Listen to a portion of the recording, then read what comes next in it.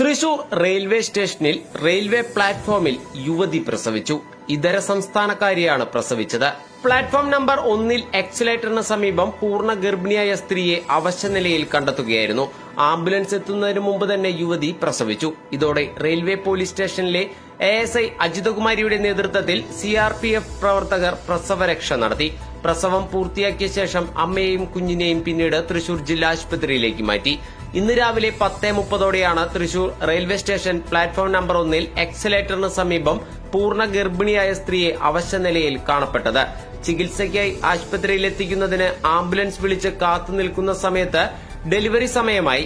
ഉടൻ തന്നെ Thrissur railway police സ്റ്റേഷനിലെ ASI അജിതകുമാരിയുടെ നേതൃത്വത്തിൽ RPF SI ഗീതു കൃഷ്ണൻ, പോലീസുകാരായ രേഷ്മ, അർത്തന എന്നിവരുടെയും റെയിൽവേ പോലീസ് സേനാംഗങ്ങളായ SI മനോജ്, SI ജയകുമാർ, സജി, ശ്രീരാജ് എന്നിവരുടെ സഹായത്താൽ പ്രസവം പൂർത്തിയാക്കി അമ്മയെയും കുഞ്ഞിനെയും സുരക്ഷിതമായി തൃശൂർ ജനറൽ ആശുപത്രിയിലേക്ക് മാറ്റുകയായിരുന്നു.